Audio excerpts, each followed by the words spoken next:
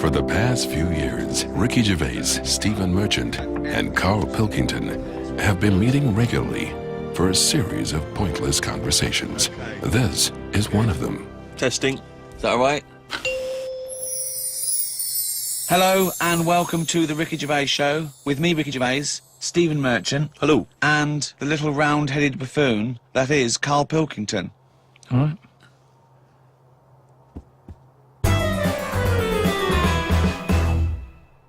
So, Carl, Law and Order. Not that interested in it, to be honest. What do you mean? I've got no interest in Law and Order whatsoever. It's not part of my life. That's the problem. You keep picking topics that don't buzz me. Of course they do. They don't. Well, let's talk about this. Let's talk about this. You're a man quite obsessed with Law and Order. Law and Order is basically to protect the innocent, isn't it? When someone wrongs us, we want justice. It's fundamental. And you do. You were sitting in your old flat in London, phoning me every day that you wanted to go downstairs and smack their heads in for being late and shouting around and being drunk, and you could hear it. You wanted some justice. Yeah, but nothing would have happened if I'd have called someone up and said there's people doing noise pollution. But you are concerned with Law and Order. No, you but wanted there's no your point. rights, and you ended up moving. Yeah, So but I shouldn't have to move because of some noisy people. no, you shouldn't. But I'm saying you were No one stressed, cares, though. and you wanted justice, but you thought you couldn't get justice, so you moved away. Yeah, so I dealt with it in my way. Yeah, I right. hated them. Right. Because they didn't care about anyone else. Exactly. But the police wouldn't get involved. There's other people who live around there who had to put up with it. No one cared. So what did it feel like every night when you were trying to watch telly, and it's hot, and you got the window open, or? Yeah, you could just hear stuff, and you know, it's that thing of you get a lot of tourists in London, so they're talking. It's not even as if you can listen in to what they're saying and have a view on their opinion because they're foreign. Would that be entertaining for you? Well, yeah, because if you can hear what people are saying, you go, oh, yeah, that's a good Switch the point. telly off. That's Oh, a you good know, point. there's some I sort don't of... want to hear anyone talking. But isn't it your own fault for living in central London?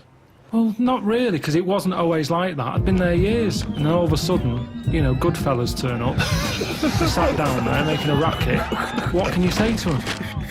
You call down, they can't hear the phone ringing. But it's louder, I think it is louder abroad than it is here. Whenever I go away on holiday, I always notice that it's always a couple of decibels higher. Really? Always. Like the sound of bird noises and that are louder abroad. Because they're trying to get a nut above the noise of the noisy people. No, that's not true. They are. When I was in... Where was I? Menorca or something. It was like lying there. If it wasn't a noisy local, it was the people in the villa next door. If it's not them, they suddenly collected the bottles from the bottle bank. That's a nice noise when you're just relaxing. The bottle bank. Pop that there where the villa is. So that was a racket. There was always there's just so much noise. Animals, creatures... You can't escape. It's the one thing you can't escape, noise. Your ears never turn off. No. They're always there. But I've told you before, wear earplugs if you have to. I don't like it. But he doesn't like... He says he can hear the sound of his own art. Well, there's always a sound. Like your eyes, you can close them.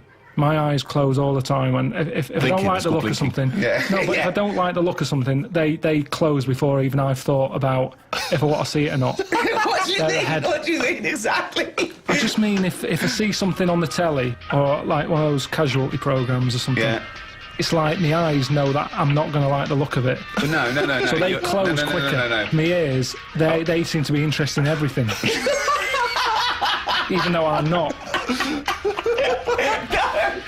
What I mean is, you can't close your ears. Yeah, you that's can't. what I'm saying. Exactly, yeah. You can never... So that's why I like the idea that your eyes are closing when you... Oh, I was watching that. Yeah, what are you doing, have your eyes ever closed something that you're going... No, they normally get it right. Your eyes aren't making any decisions. You're making decisions. You turn away because you don't like seeing something. You don't turn away and then you're going, what was that? And your eyes going, you don't want to know.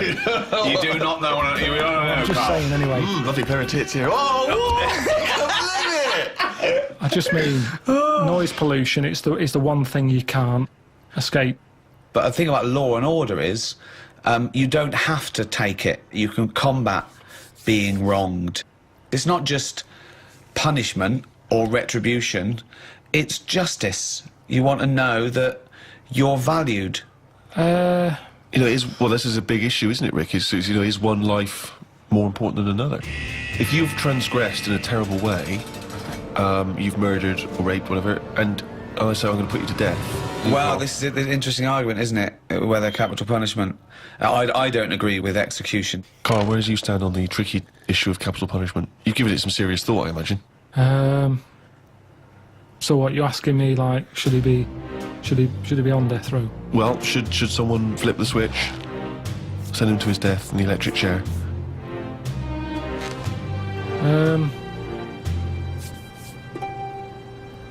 Yeah. That was the least considered. Yeah. I mean, I saw a little bit of flicker behind the eyes.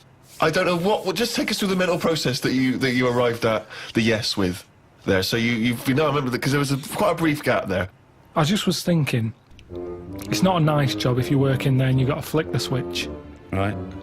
But I was wondering if it's possible to just do it so it's linked up to someone's switch. What do you mean? When they put the lights on something. So it's like sometime tonight when the sun goes down and people start putting the lights on in their house, it could happen. But we don't know what household. They might be away on holiday, so you might get an extra 2 weeks.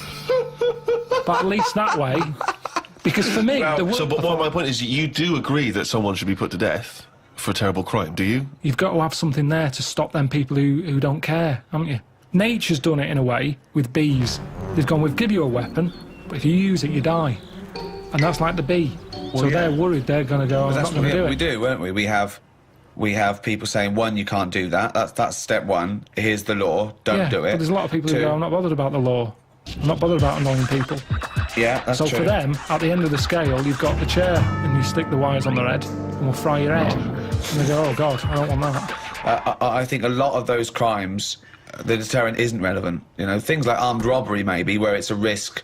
What can I get versus what my crime? Maybe then it might be a deterrent. But then, of course, if you start to get a capital punishment for crimes that aren't murdering someone, then that thing brings in you might as well murder them, because then you've got more chance of getting away with it. So it's very delicate what you make people be killed for. You've made an interesting and reasoned argument there, Rick. I'm looking forward to hearing the riposte.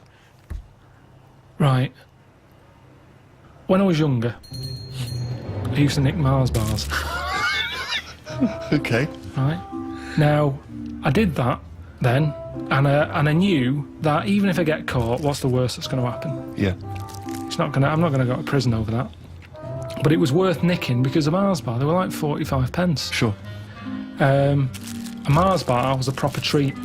There's a lot going on in there. A lot of chocolate, a lot of caramel. Yeah. Like I say, 45 pence. Yeah. So...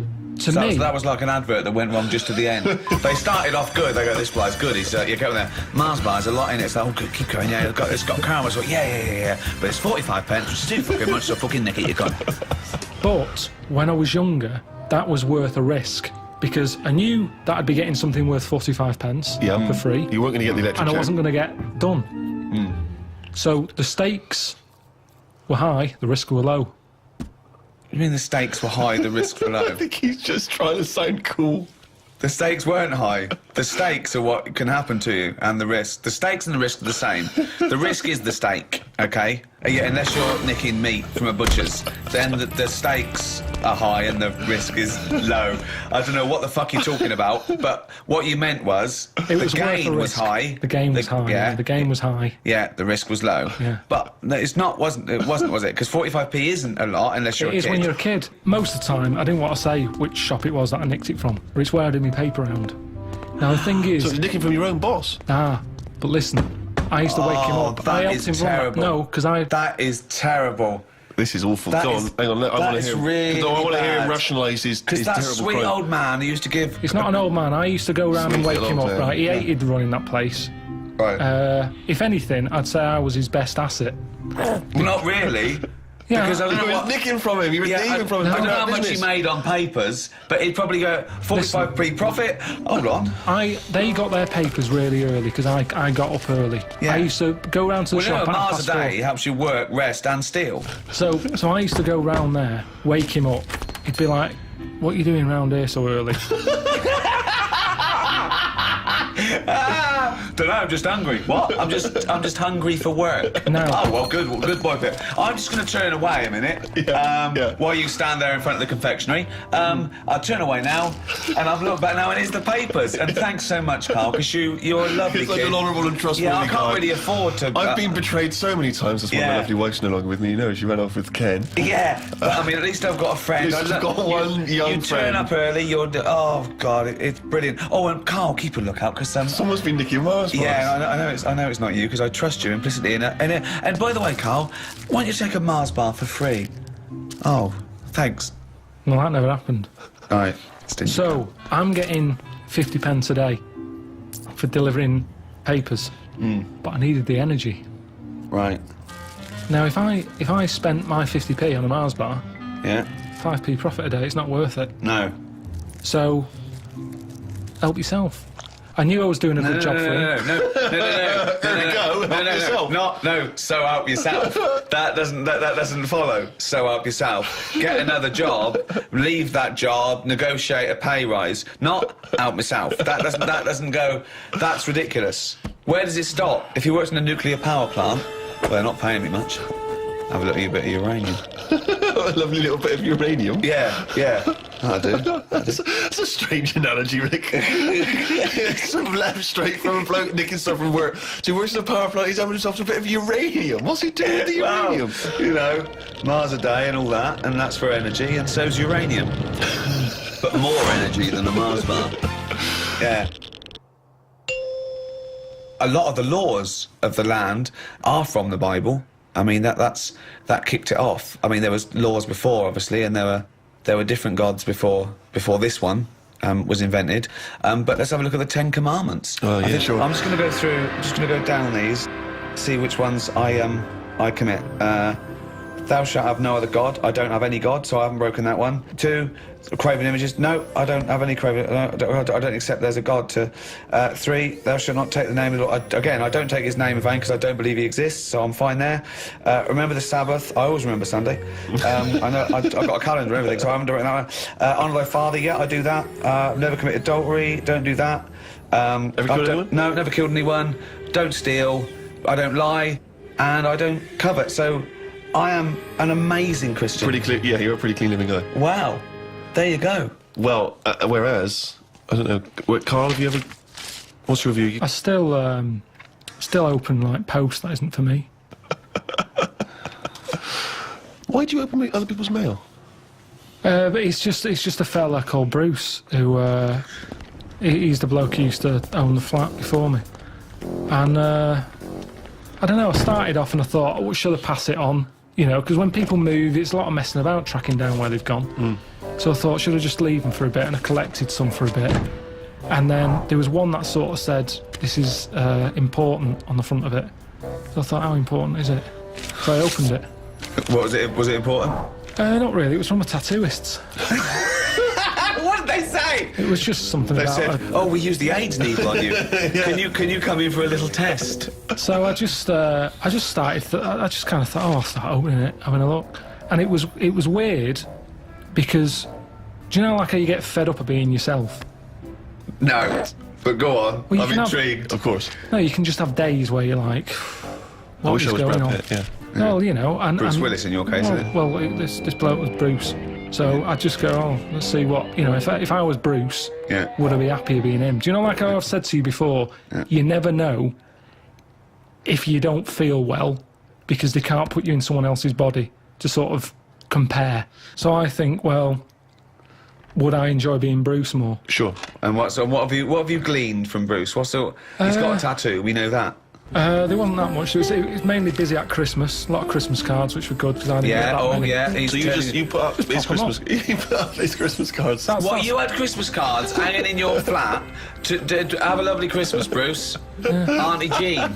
That's crazy. Hang on a minute, because when you put them on your mantelpiece or your shelf or whatever, you're not looking at them every day. It's just a picture of Father Christmas. It doesn't matter who it's to or from. But why have them up at all? Why not just buy some make it a blank... bit Christmassy. You can just buy some blank cards and put them up. Use them There's every no year. point I have to. Bruce has got a lot of friends. Yeah.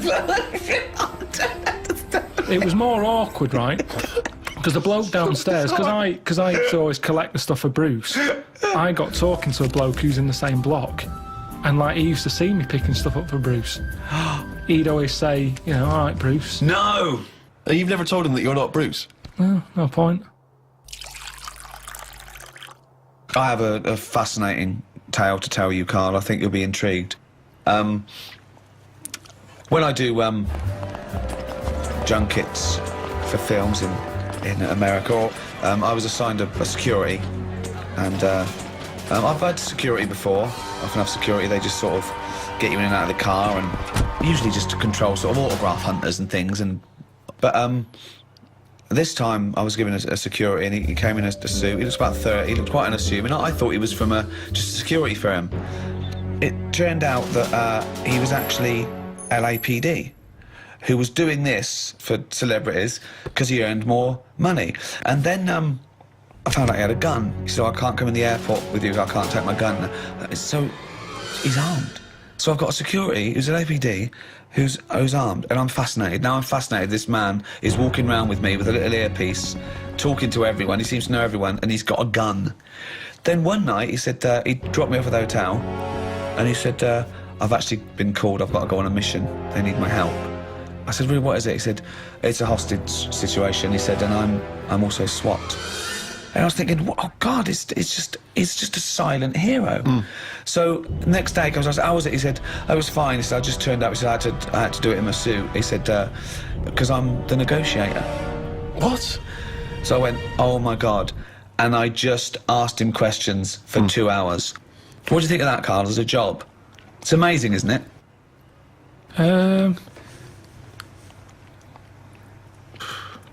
Yeah, I mean, once you've done one, though, it's like any job, isn't it, I suppose? Yeah. Once you've done one. Yeah, Not impressed? Boring. Yeah, No, it's good. Could you do it? Do you reckon you could do it? Do you reckon you could negotiate someone out of a hostage situation?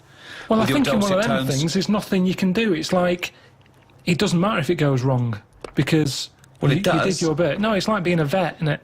Not really. Not really, because that's what No, it is. What I mean is, you're expected to make the little kitten live. No, there's loads of it. Because I was saying, so he says, I need a car by 5 o'clock, or I'm going to kill someone. He then makes sure that he doesn't kill anyone, but he makes sure that car doesn't come till 5:15. But he's not bothered, is he? If He it's is 15 bothered. minutes late. He is, because he really takes a he empathises with these guys, and he says, no, you've got to understand. No, but the fella in the house with the gun, Yeah. he's not going anywhere. 15 minutes either side doesn't matter.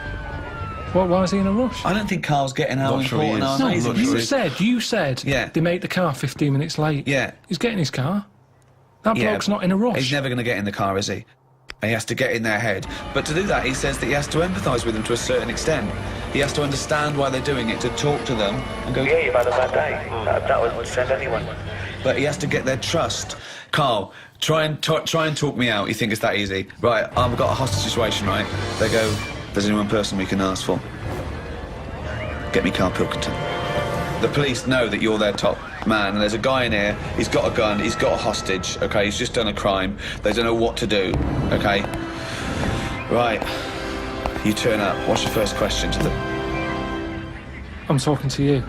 Well, no, you got to assess. Right, I'd say, right. I think there's a saying, actually. You say, where's brass? Right? Right. I found that out. I heard that. I overheard that. What's that? It was something... You're wasting time. Who's that bull cunt that's just turned up? I'm gonna fucking kill him. Right, where's brass? What does it mean?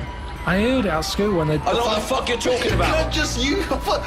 It means... I heard someone use it on the... Well, I don't know what the fuck it means. It All I means know- the top person Right. of the police who are around at the moment. Yeah, well, sure, I'm the fucking top brass here. I've got a fucking gun against this kid's head. Who the fuck are you bald little shithead? Where's my car?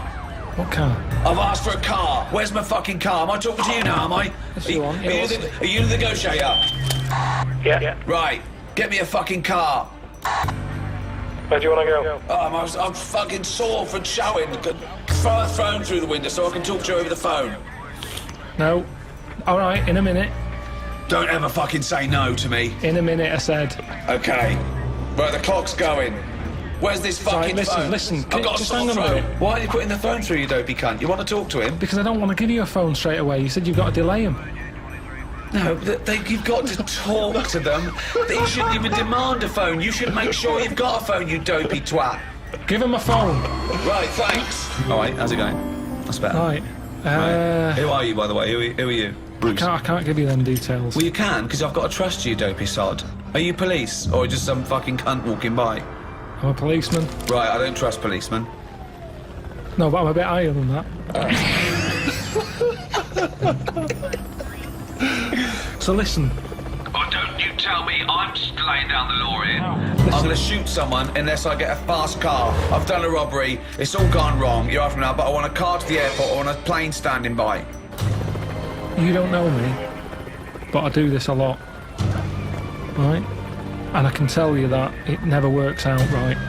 Do you know anyone who's done what you're doing and is now living a happy life? Well, I don't care. I don't care about living anyway. I don't care about living out. I don't care if this goes wrong, because I'm going to shoot the hostage. What's your problem?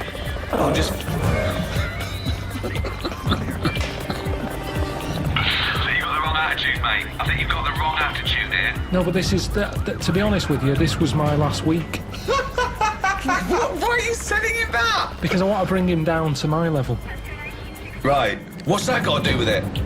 Well, you know, I've done this job for a long time. Right. Sometimes I felt like you. I've been, you know, even though I'm on this side, you know, sometimes I feel like, oh, I've had enough of this. Right, well, I haven't enough. But I'll tell you, I don't care about living or dying here. So if I don't get a car to the airport, all bets are off. I'm killing everyone and then myself. So you'll be a big loser. Now you've got to get him to stand near a window.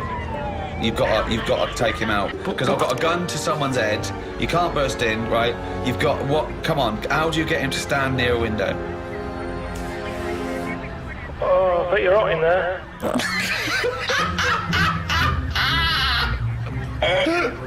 Keep going. I am hot. Yeah, that's why I've just drawn the curtains and keep away from the window, because the sun's blazing in. It's not too bad away from the window. It's, the sun's gone round the back now. Just come and have a look. It's a lovely evening. Why do you want me to stand near a window? I think just because when you see how nice an evening it is. Where's load of dribble out? When you see how... Keep going, I'm interested. When you see how... No, it's that thing. I've heard that if you smile, you feel better. So have a little smile. Think of a happy moment in your life. I'll tell you what a happy moment in my life would be. Putting a bullet through your little round head, you cunt. Keep thinking about that image. Right. And you can see that round head. Just come to the window, I'll show you the round head. That would probably work, actually. What? No, I'm not going to come near the window. You come near the window. You come near my window. Up you come. Are you coming near the window? No, not yet. Where? Delaying it again. Right, I'm coming near the window. Well, I'm going to shoot you if you come near the window, you dopey prat. Well, why? I thought we were getting somewhere here. No, I'm going to shoot you. I've conned you. I've negotiated you to come near the window, and I'm going to shoot you in the head, you prat. I'll just leave then.